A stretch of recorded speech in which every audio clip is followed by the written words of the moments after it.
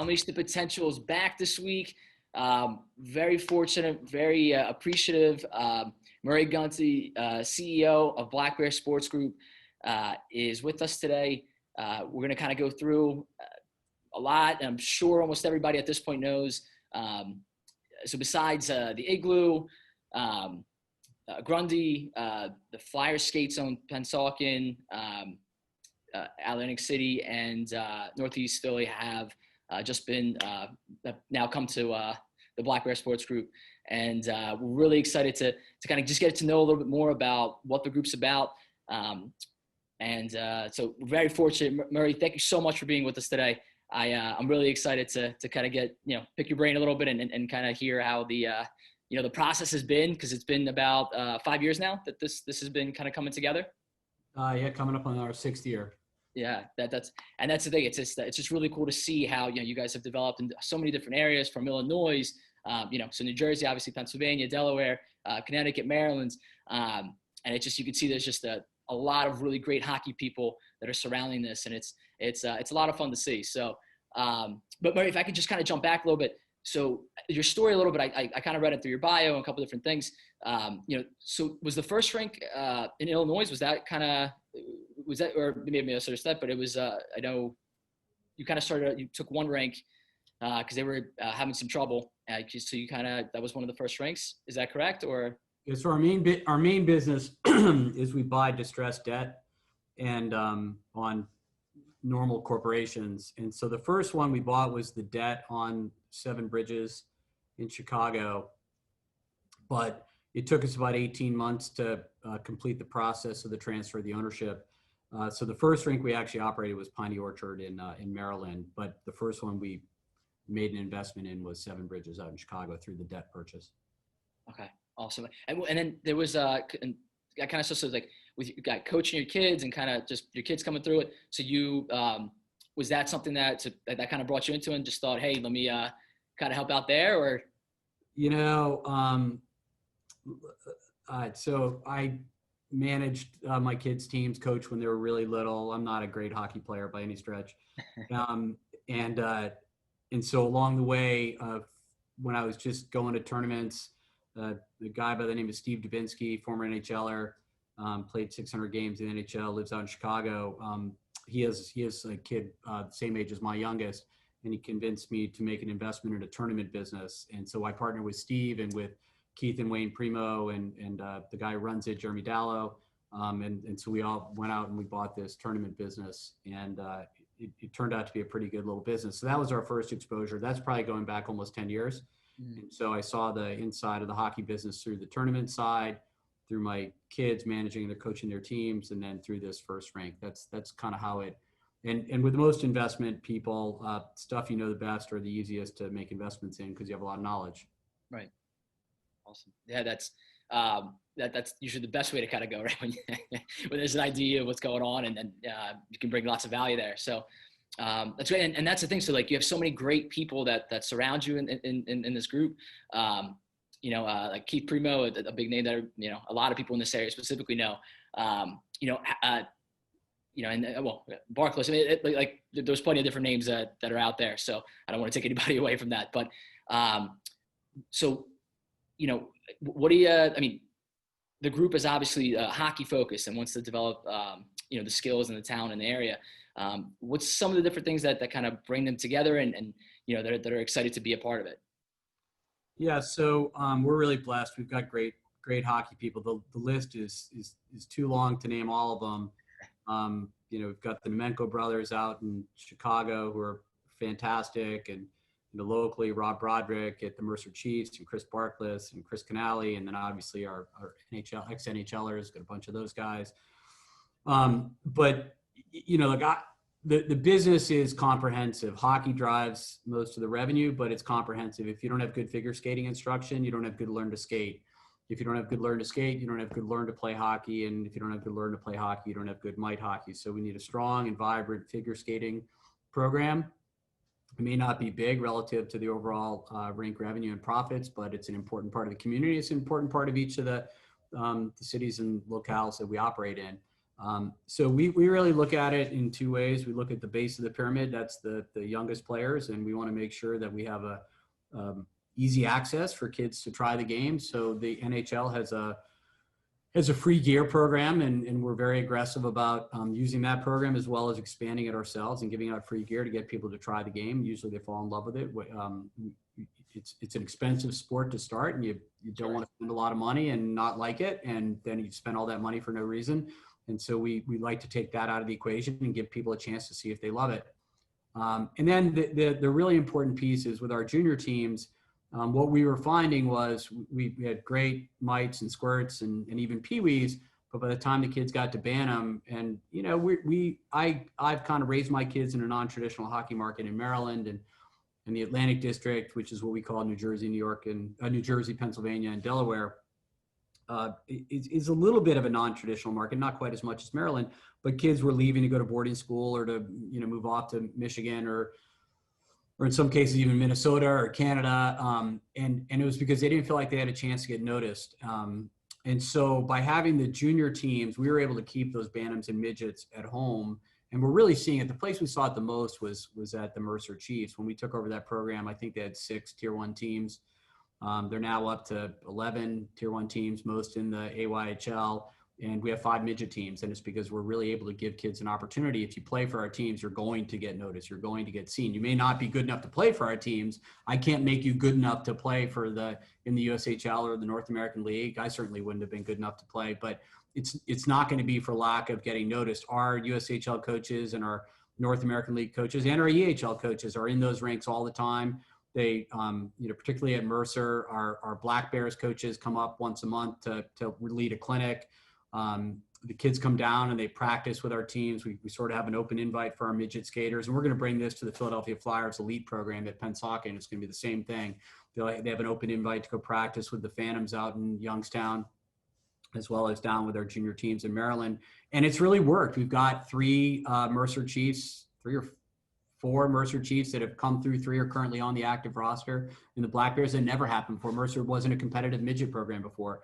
Real credit to Rob and Chris, what they've done there. But we've been able to keep the players at the highest levels, at the midget levels. And so by having at the bottom a big, strong base at the bottom and giving kids an opportunity at the top of the pyramid to stay at home and finish school and then go play for our junior teams, the vast majority of kids are committing to college and juniors. I think the number is close to 70% of all kids commit to play D1 or D3 hockey while they're in juniors. So they're older, they're 18, 19, 20 years old. And so, but people feel this terrible urge and pressure because they see other kids getting committed. Well, I've got to go somewhere else to get committed. That urge has kind of been, satisfied now because they know they've got a path to play.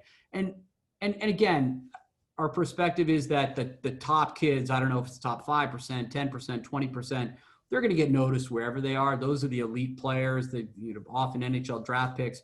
What we're talking about is everybody else. I believe that there are a lot of kids that have gone through and will go through our programs that are interchangeable with kids on college rosters and on our junior team rosters. They just didn't get noticed. And it's hard because, it's hard for 61 D1 coaches to see everybody in the country. So they go to the places where there's the greatest likelihood of success. And so now we've brought junior hockey to the East. Everything's within our footprint where our rinks are, and we're just trying to get kids noticed. So that's our approach from the bottom all the way to the top of the pyramid and everywhere in between. High school hockey, we're big supporters of high school hockey. My kids have played and play high school hockey. It's the most excitement they'll probably experience it. Some say it's better than, maybe not the NHL, but it's better than a lot of levels that you play. I mean, high school hockey is really special. You're with your friends and all the kids you go to school with every day. So we're supporters of every level within our ranks. We want to support everyone.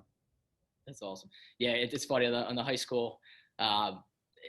So specifically like in this, in this area here, the AAA coaches and the high school coaches are consistently going at it because they're worried about, their players getting injured and that kind of thing. So they're always going back and forth. But like you said, it's just so much fun for the players because, especially for some guys, like you're probably never going to see like, what the NHL was like.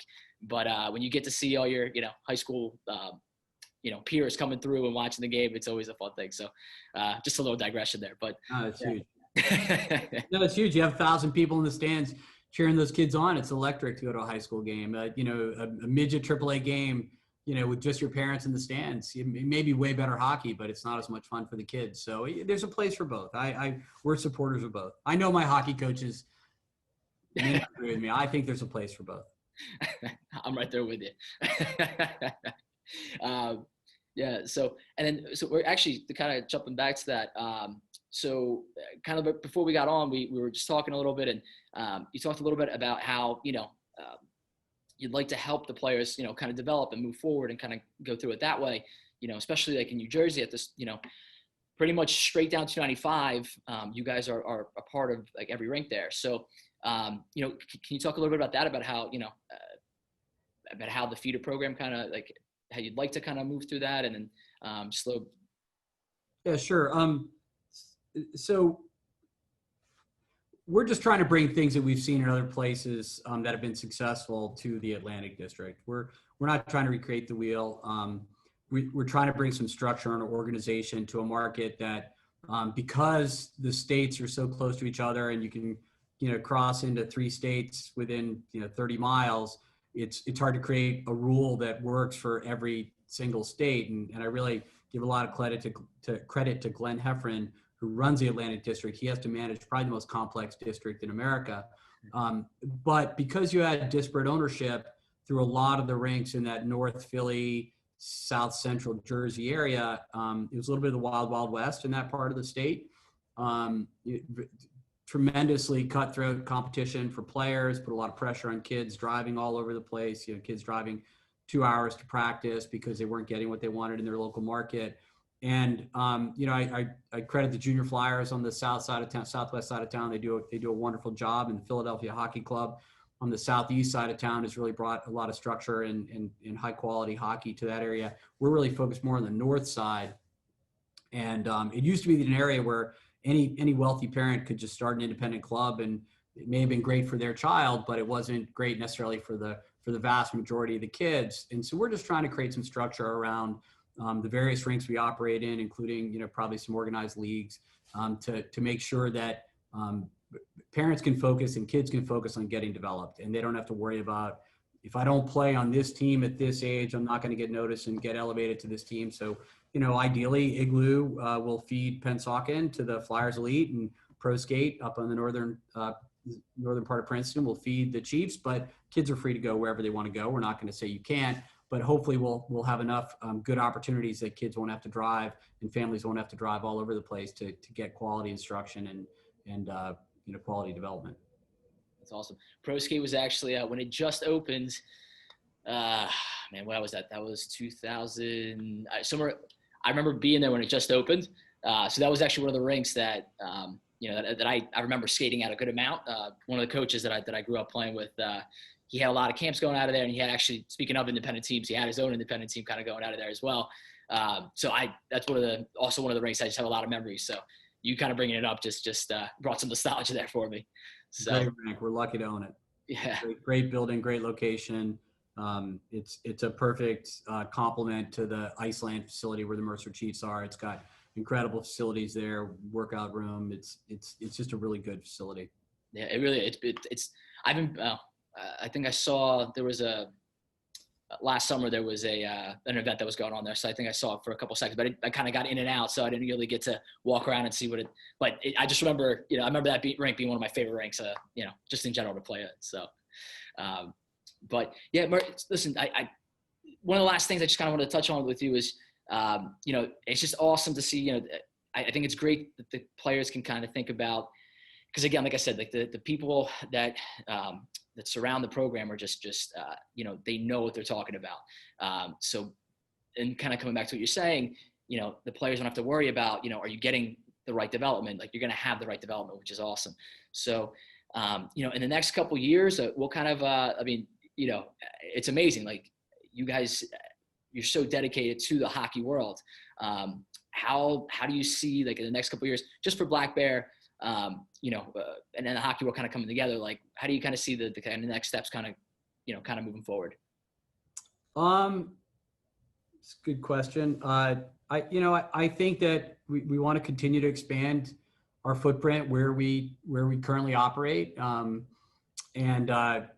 we found a lot of great things by having the kind of size that we have. I guess we're up to 22 rinks now, and in particular in the Atlantic District, I think we're at 14 rinks, and we're able to get very good people. That's the best part of this. I don't have to worry about the hockey side because we've got such great hockey people. Ryan Scott, who's not on the call with us today, played in the USHL, was captain of the Williams College hockey team. He runs the business for us, and he really takes care of the operations of the business, but he also interfaces with all our incredible hockey people. And so I can spend most of my time thinking about, where do we want to go next, and what do we do with this pool of rinks? We just want to continue to provide high quality hockey for our kids, and we want to make sure that all of our programs that we either run or that skate in our building are great places to be. And so we want to expand and grow in our current markets. And who knows, maybe we could expand our junior hockey footprint into other leagues as well. That's a possibility, not a requirement. I think we have a great footprint right now, and we can give kids all the opportunity they need. And there's still plenty of places for us to grow in the markets that we're in. And so we just want to have good people around us. I think probably the number one priority for the next year or two is to really grow our women's program. We're in the process of trying to find a women's hockey director, someone who's an elite, former player who can really grow a program. And we want to build a program at some place centrally located in one of our districts to really build on the women's side of the game. It's probably the area that we just haven't ended up with a women's club anywhere we've bought rinks. And so now we're big enough that we think we can really do something there. So that's a big growth area for us as well. That's awesome. Murry, thank you so much for your time. I really, really appreciate it. And good luck with everything. And I'm sure I'll be seeing you around. So. All right. Sounds good. Thank you.